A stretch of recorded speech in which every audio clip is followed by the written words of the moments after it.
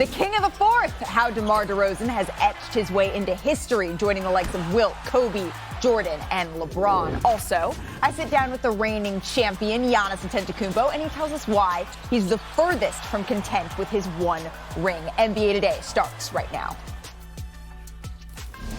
Welcome to NBA Today. Happy Friday. I'm Malika Andrews, and the crew is back after a all-star break. Janae Gumake, Richard Jefferson back with me. Kendrick Perkins and Zach Lowe are going to stop by in just a little bit. But we have got to start in chilly Chicago, where DeMar DeRozan has been red hot all of February, and neither the all-star break nor the Atlanta Hawks were enough to slow him down. DeMar picked up right where he left off as the Bulls hosted the Hawks. So let's take a look at that game from last night. There you can see him, DeMar DeRozan. We're going to pick this one up in the first quarter because it was all DeMar all the way. DeMar DeRozan is just putting everybody on notice. I said first team All-NBA for the first time in his career. He's trying to go after that MVP. If you watch him, he is taking his time. Janae has talked about it. Is he the master of the mid-range? Is this a man that has perfected his mid-range? Yes, he is. Let's go to the fourth quarter because it was a close game, but DeMar DeRozan, he would seal it for Chicago. Take a look at this. Gets to a spot, hits it. And you just can't stop that. He works you down. Even if you give him space, he eats it up, gets to a spot, and he still has that ability to elevate. Just elevate. This isn't a game to him. This is his actual life. The fact that you have those two guys trying to guard him for the game winner, that was your problem. That was your first mistake. Well, the Bulls win 112-108. Here are them after the game. Can you just walk me through that last sequence? I knew they was coming on a double. You know, I just said I was going to make a quick move, get to my shot. Did you ever miss in your life the mid-range shot? 19 out of 20 you make. DeRozan fires for the lead.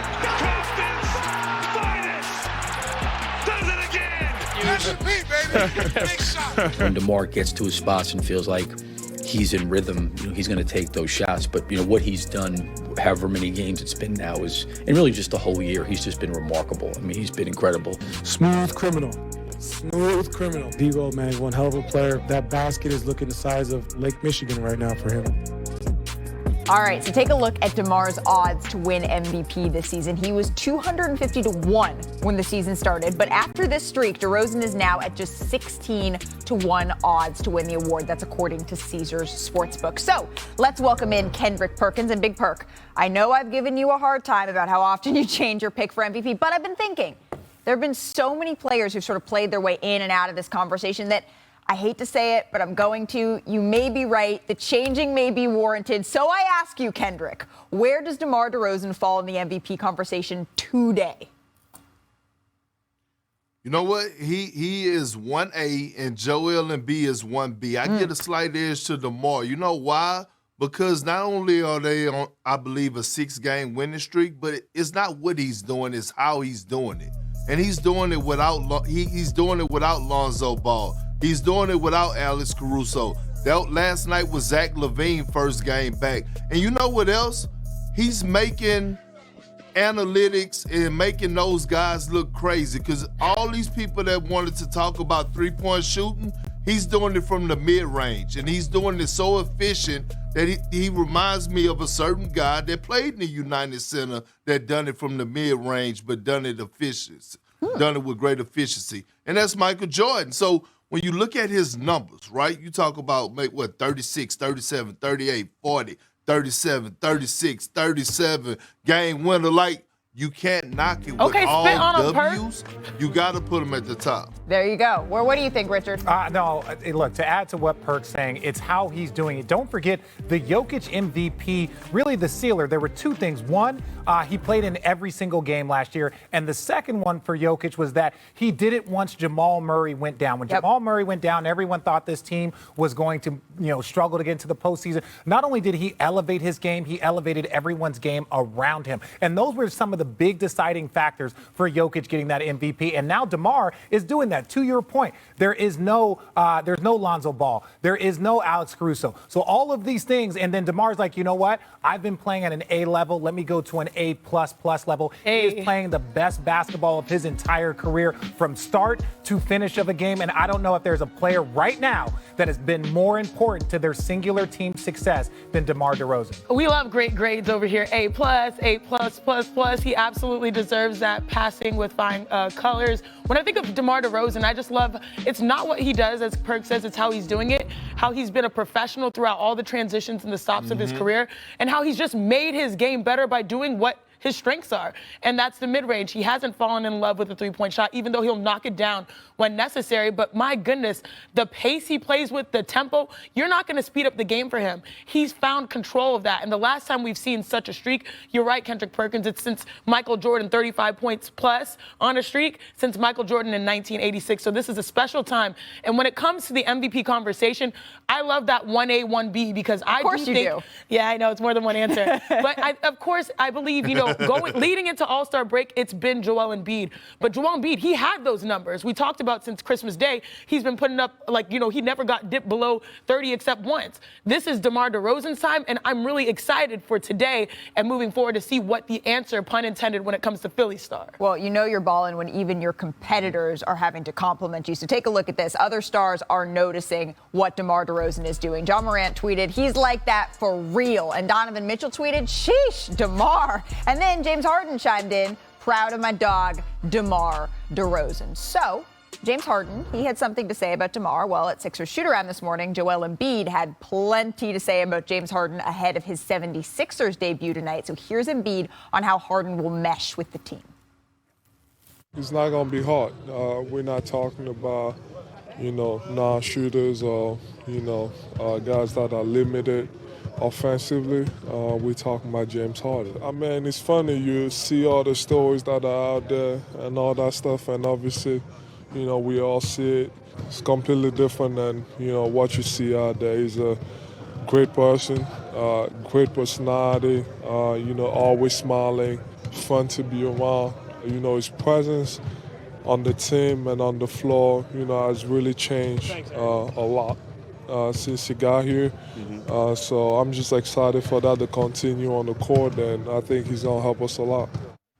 All right, so Joel Embiid, he sounds pretty optimistic about how easy it's going to be for Harden to fit in with the Sixers. But Richard, do you think they're going to hit the ground running, or do you anticipate maybe some growing pains here? Well, I think if their goal is to be the best team in the NBA and to win a championship, there's going to be growing pains. It doesn't mean that they're going to lose a ton of games or this and that, but there's going to be games of understanding, hey, I like it here. Hey, when you pass the ball here, make sure you're cutting. What are we going to do with Matisse Thybulle? Because also, even for Tyrese Maxey, he has been playing outstanding, but he has been on the ball predominantly. They were grooming him to be a point guard, and he was excelling in that space. So now he has to learn to play off the ball. All of those things are going to still lead to wins, but in order for them to get to that elite level of winning a championship, there should be growing pains, and they're going to have some. But Shanae, how much is Harden going to raise Philly's ceiling here? This is the point of getting and acquiring James Harden, to win a championship. James Harden is the championship piece. That's the expectation for this squad. You've got a 1A, 1B MVP in Joel Embiid, and you've got a former MVP that is still in his prime. And a lot of people will criticize the last 2 years, how things went with Houston, how he got out, how he played in Brooklyn, especially right before the trade deadline. Well, the reality is, if you really want to be unbiased about it, he's in the process of reinventing his game. Meaning, we're not seeing as many step backs. We're not seeing as many, trying to get to the rim and get fouls. We're seeing more assists. It's not been perfect or pretty at all points, but James Harden, he's giving us the evidence to show that he's willing to do whatever is necessary, even make people mad enough to get to Philly to win a championship. So yeah, James Harden, he is the championship piece. We'll see if it all works out. I'm so excited for tonight. I don't know if you guys can tell. I'm thrilled. Big Perk? What was that? We're looking at those clips, and guess what? He looks skinny all of a sudden, right? All these people that was talking about he looked fat and out of shape, all of a sudden James Harden looks skinny, right? He looks in shape. But that's one thing. You asking for any tips? Here it is, right? Stop it. I knew that was coming. But listen, I don't. But listen, here's the thing. When you look at James Harden's game, we all had concerns on how he was going to adjust when he got to Brooklyn. And he showed us last year that he actually could be a point guard. Not only be a point guard, but be the best point guard in the NBA, because he was that last year. So what he's going to do is add to Joel Embiid's game. Joel Embiid is going to get those wide open looks at the elbow and mid-post area because of James Harden. Joel Embiid is going to be able to be a lob threat at the basket and get easy lobs at the rim because of the pressure James Harden put on the basket. So I think this is just we're going to see pick and roll at its finest between a guard and a big finally. And James Harden has did so much of a great job transitioning from a shooting guard to a point guard that it's not going to be a problem at all. Well, here's one Harden. He prided himself in being the league's Iron Man for so many years. And then over the last year or so, that's gone downhill a little bit with his hamstring, not being able to stay on the court in Brooklyn, obviously needing some time to get back right before he's making his debut in Philadelphia.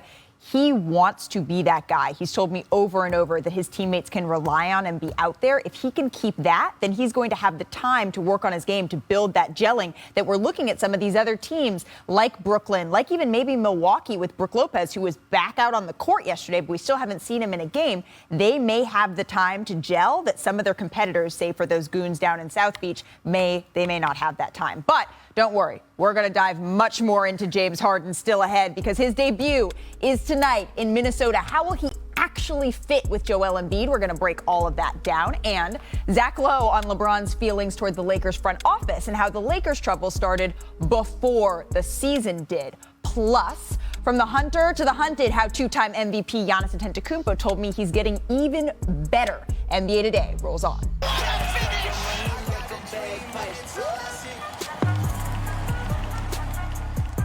All eyes will be on James Harden and his debut with Joel Embiid and the Sixers tonight. So for more on this pivotal game against the Timberwolves in Minnesota, we go to the man with eyes on the ground, our Sixers reporter, Tim Bontemps. So, Tim, what's the mood around the team today? Malik, I don't know if you could see these kids playing this youth game behind us, but I would equate the mood around the Sixers to what these kids feel like on Christmas morning when they get up and they get a chance to open their presents. You know, remember, the Ben Simmons situation has hung over this team not since the beginning of the season, not since the beginning of training camp, but really since the beginning of the off season. So you're talking about a several-month culmination getting to this point where this team can finally move past that story and onto the story of what James Harden and Joel Embiid and this team looks like together when they begin to play together tonight against the Timberwolves, like you said. And the thing I'll be watching for both tonight and going forward is how Doc Rivers staggers not just Joel Embiid and James Harden, but also Tyrese Maxey and Tobias Harris. Now, throughout Doc's tenure as a coach, he has not always staggered his guys, but it's something he says he's going to do a lot with this team. He says he wants to have at least one of Tyrese Maxey and James Harden on the court at all times, eliminating an issue of not having a lead guard on the court all season for the Sixers. And he also wants to have at least two of those four guys together at all times to have Philly's offense humming. So I am really curious to see how that starts to come into place tonight, because as we know, there's only 24 games between now and the end of the regular season. And as Doc Rivers said, it's a 24-game sprint for this team to get where it needs to go before the playoffs arrive. A 24-game sprint that we are all going to be watching. Tim Bontemps, thank you so much. All right, so for a little bit more about how this is actually going to look on the court with James and Joel, I want to turn it over to Chiney Agumake and Richard Jefferson. Yes, 2-on-2 right here. We're going to talk a little bit about the pick and roll, and everybody has seen a million pick and rolls, but this is how Joel Embiid and James Harden's pick and roll is going to be a little bit different. So she's going to play Joel Embiid. Obviously. Obviously, your African brother, and then I'm going to play James Harden. All right, so the pick and roll at the top of the key, come up. So this is what you got. So when you come off this pick and roll, now you throw it to Joel. This is Joel's sweet spot. Joel can work at the elbows, you see it. But with James Harden here, and let's say there's Tobias on the other wing, Tyrese Maxey, now he gets to work in even more space. Because if they double James Harden, because he can hit you with a step back, he can get going. And look, Seth Curry, with all due respect, is good. Tyrese Maxey, good. James Harden, actually great in the pick and roll. So he can hit you with the pop. He can hit the corner. There are so many different things that he can do as a guard that puts him in a high-level position. Yeah, and talk about the pick and roll where Joel Embiid is rolling to the rim, because we know he's ferocious. So Here we go. Pick and roll, and Joel Embiid leads the league right now, the NBA, in usage. So how do you see this playing out? So the way I see it is this. Now that you have in here, if you've got a guy like Matisse Thybulle, he's going to be very key because he's such a high-level defender. You need him on the floor. But then he starts to cut out. And so now you have Joel Embiid, and like what Perk is saying, it's going to get easier for Joel. He's still going to score. He's still going to be dominant. But with James Harden and with the way they can work in the pick and roll, the way you can't double off of James, so many different things that James brings to the game, especially if you do try and give too much attention to the Joel Embiid role. James Harden's one of the few guards that can throw the ball from the wing to the opposite corner and make it look beautiful. And the question is, if you have someone that's not necessarily a lights-out shooter like Thybulle, having that movement as he vacates the paint, takes the help defense, that's going to be crucial. But having James Harden opposite of Joel Embiid, ball side, or even on the weak side, all right, now, you have space to work. James Harden in the corner, the help defense is going to stay away. So this is a lethal duo. I like it when we have it's going to be an absolute problem because there's not a big man and guard combo. That's what you get. There's not a big man and guard combo like them in the league. Absolutely. And truth be told, we might not have seen anything like this since Shaq and Kobe. I'm not calling them Shaq and Kobe, but this is probably. But Joel Embiid is on pace if he leads the NBA with 29 points per game to be the first center to lead in points per game since Shaq in 2000. I try to get it off of Richard's back, Kobe, but it don't bounce like that. All right, so we're not making the comparison yet, but we're not making the comparison as well. All right, more from both of you in just a little bit, but I do want to bring back in Kendrick Perkins, and I also want to bring in Zach Lowe, and I want to start with you, Zach. What will you be watching for in Harden's debut tonight? Well, our version of Harden and Joel just did a great job breaking down the pick and roll stuff, so I'll leave that to them. Those two guys will figure that out. They're so talented, they're going to figure anything out. 3 things I'm looking for tonight. Number 1, what is Harden doing and where is he when Joel Embiid is posting up? Number 2, how does Doc Rivers stagger minutes, or does Doc Rivers stagger minutes so that one of Harden and Embiid is on the floor at all times and they kind of have their own teams within the team? 3, how are they going to handle pick and roll defense? We've talked about it a lot. James Harden, all he wants to do is switch. Joel Embiid is a drop back center, a traditional defense center. How does that interact when people put the two of them into a pick and roll? Those are the 3 things, but I haven't been this excited for a regular season game in a really long time. It's finally here. The drama with Simmons is over. The drama with Harden is over. We get to watch basketball now. Absolutely. Perk, what are you watching for? I'm curious to see how aggressive James Harden is going to be for us. Not his ball handling and facilitating, but I want to see, how many shot attempts is he going to get up? Is he going to try to come in with the mindset of, I don't want to burn bridges, I want to fit in, or he's going to come in and say, no, I'm establishing my presence right now and letting y'all know that, it's me and Joel Embiid show. I'm interested to see that, along with how many free throws are these guys going to shoot tonight. We know that both of these guys are really great at getting to the free throw line. So I'm interested to see, could we be looking at a game where both of these guys could combine for 35, 40 free throw attempts? Tonight?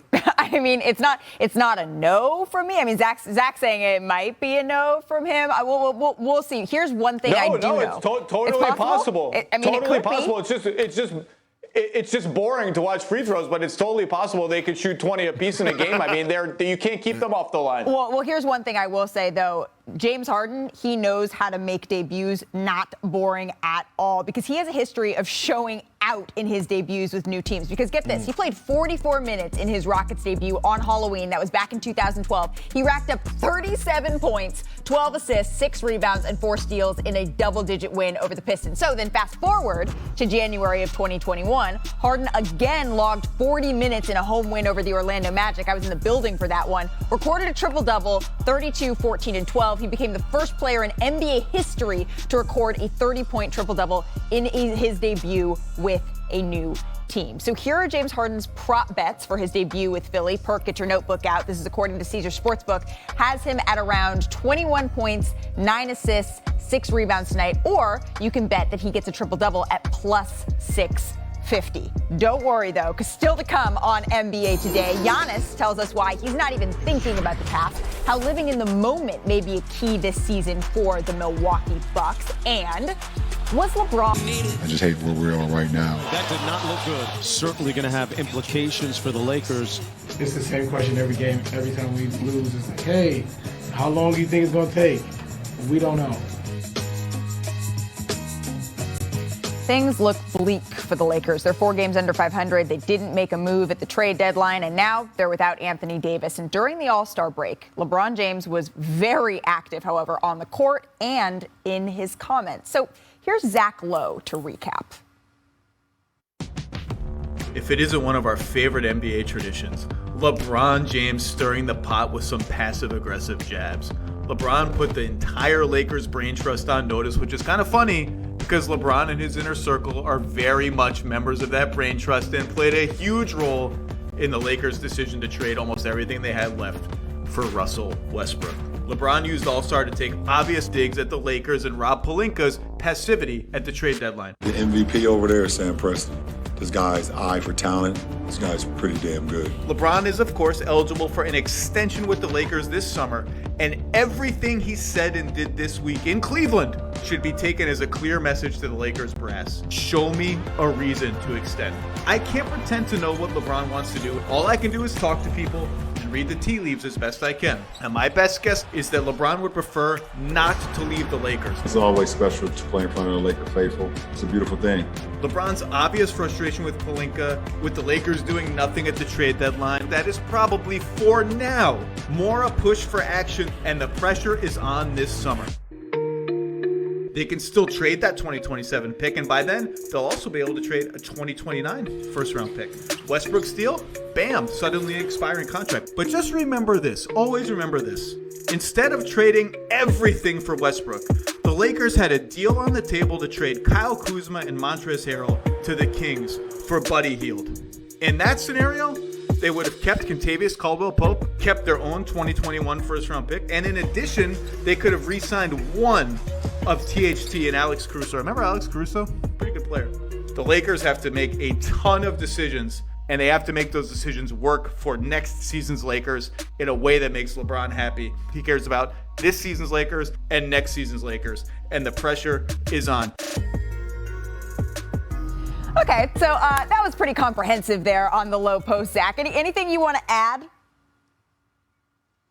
Sure. I mean, look, Rob Pelinka's being pilloried for not making a move at the deadline, but that could turn out, the whole point of this is that could turn out to have been the best course of action because maybe this season for the Lakers is just not salvageable. That's the bet they were really making. There's no trade on the table. We're not getting Jeremy Grant or Harrison Barnes for what we can offer. There's no trade on the table that saves our season. Let's keep our war chest intact to the degree that it exists anymore and go back this summer with more first-round picks, more stuff to trade, more flexibility, and play for next season when we'll still have LeBron, we'll still have AD. And by the way, no one's excited to face us, even if we sneak into the playoffs this year, if we have those two guys on the court. So everyone tends to sort of focus in on these narrow points in time. They didn't make a move at this trade deadline. Oh my God, it's a crisis. Zoom out. Let's see what they do in July and judge it then. Okay, so give them a little bit of time. If you want more on that rant that you went on, though, the low post, I mean, you had some interesting points in there. So long term, though, you said you believe LeBron wants to remain in LA, but how uncomfortable could things get this summer? If they do nothing, if this is the team they run back next year, I think it's going to get uncomfortable. But what will really be uncomfortable is if they offer LeBron a contract extension and he doesn't take it. That's DEFCON 1 uncomfortable. So we'll see what happens when he becomes extension eligible. They'll surely put some kind of deal on the table for him, and we'll see if he decides to take it or not. Looming over all of this, of course, is the comments he made to The Athletic's Jason Lloyd about how he wants to play his last season with Bronny, his son. When is Bronny going to be in the NBA? Who's going to draft him? How is that all going to work? So there's a lot of variables swirling around here, but I think personally his preference is to remain a Laker, and we'll just see what happens this summer. Absolutely. Zach Lowe, thank you so much. And the Lakers, they're back in action tonight. So let's wrap up a very busy All-Star break for LeBron James, his game-winning shot in Cleveland. That was the exclamation point. But Chiney, what stood out to you the most, let's say, from LeBron's All-Star weekend? That LeBron James still loves the moment. He loves the big shot. And mind you, that All-Star Richard's game... looking at you like 1 + 1 = 2. But yeah, it's true. You know, Steph Curry was going for 50, but LeBron, I mean, look at the degree of difficulty. 2 defenders on him, one being Joel Embiid running out there because Joel wants to win MVP too, right? And he just knocks it down. The last time we saw the Lakers, what happened? 33-8-6 by LeBron James, and they had a very big win against the Jazz. So to me, this season may not be salvageable from a championship perspective, but LeBron James is still playing an excellent brand of basketball, and he's not running away from any challenge. What do you think, Richard? Well, I think this when we talk about putting Don't tip that over now. Well, there's nothing Don't left. spill too much tea. When they're talking about him being in that space, okay, are you guys happy? No. No, I'm done. When they're talking about LeBron being in that space, this is what's key for Bron, is understanding that for him, he might be trying to put people on notice, but he does not want to leave the Lakers. I truly believe that. He just lets everybody know, I will leave the Lakers if things aren't going the way that I believe and if the position isn't, putting me in a spot to win a championship. So that's all I take from that. But ultimately, I think it might have been the right move. This season was not salvageable. There was nothing on the table. There was nothing out there that was going to make this team even a conference finalist. So ultimately, save your pieces and then try and figure it out in the summer. Big Perk, what stood out to you the most from this weekend, All-Star weekend? I have to say LeBron James and Michael Jordan when they saw one another being the interaction. Like, I done been around Bron a lot of times, and I didn't witness him, get phone calls or be around powerful or talk to popular people, and nobody never moves him. But like watching him, approach Jordan or Jordan approach him, however it went, you just seen a certain type of joy on LeBron James' face that I'd never seen before, and that just goes to show you like the power of Michael Jordan, like when he walks into a room or he walks into an area or the effect that he has on just people overall. I always say, like, before Michael Jordan came into the NBA, like Magic Johnson, Larry Bird, Isaiah Thomas, that like they were the circus, right? The greatest show on earth. And then all of a sudden, it's like Michael Jordan, like, brought that Disney World type feeling. And like every time he just walks into a room, it almost seemed magical. Yeah, I would agree with that. All right, let's go from what had happened to what's going to happen. Obviously, the Lakers, they're back in action. But the Grizzlies, they were back in action last night. And Ja Morant, he gave fans a little bit of a scare when he went down against the Timberwolves. So Ja was able to finish the game, and Coach Taylor Jenkins said that Morant needed, quote, an extra stretch and will be sore. But man, I was watching that game, and credit is due to the Timberwolves and D'Angelo Russell. He dropped 37, including 23 in the fourth quarter. There were multiple times I just he can't miss, Richard. What did you see from them down the stretch that could maybe aid them in a playoff push here? So what I like about D'Angelo Russell, he's already helped lead a team to the postseason. He's already been in that spot with the Brooklyn Nets. And obviously he's kind of bounced around a little bit, but I know that he knows how to play elite basketball, and I think this team around him, especially when you look at their defense, their deflections, all the thing and all the energy that this team brings, this team is really starting to mature. So when I look at the Minnesota Timberwolves, I see a team that has potential to get better as the season progresses. Absolutely. This is the Minnesota Timberwolves that we've been waiting for. The exciting team, the one that we want to watch. We all root for Anthony Edwards. He's so much fun on and off the court. D'Lo, ice in his veins. He's one of the streakiest shooters that we've seen in the game. Last night. I know, my goodness. And Cat, we're talking about recapping the All-Star weekend. Well, that big man won the three-point contest, and I talked to him afterward. He's like, man, I'm just feeling good. You know how much that meant for him, and honoring the legacy of his mother and all of those things. To me, it's like, wow, finally they can breathe, they can play basketball. This is what I believe Perk said not too long ago. This is probably the best young backcourt, big three that the NBA has that's developing. Well, they have arrived. They've arrived in a big way. I think they challenge each other. I know we've had situations and conversations about Ants calling out Cat and Cat calling out Ant. I love that because that's what great teams sort of do. So I'm very pleased for the Timberwolves, and this is the team that I signed up for and I'm rooting for. Well, we saw a tweet from Patrick Beverley on our screen not that long ago saying, hey, where was all the trash talk now? Where was the trash talk that the Grizzlies had before? There you can see it. Memphis, no dancing or talking crazy tonight, huh? Oh, okay, good luck the rest of the way. What do you think of that, Big Perk? Hey, look. What you say, RJ? What's your saying? If you stay petty, you ain't gotta get petty.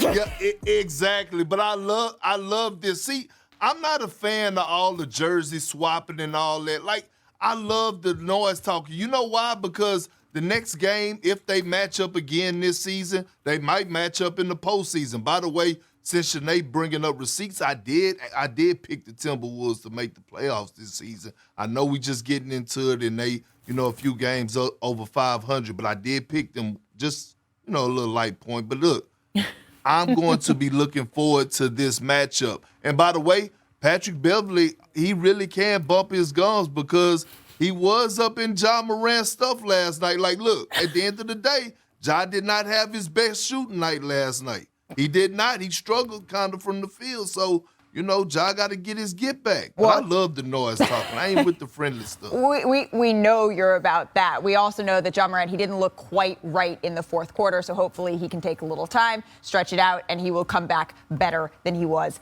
before. All right, still to come, one-time Defensive Player of the Year, two-time MVP, Finals MVP, and he's still not done. My sit-down conversation with Giannis, that is next on NBA Today.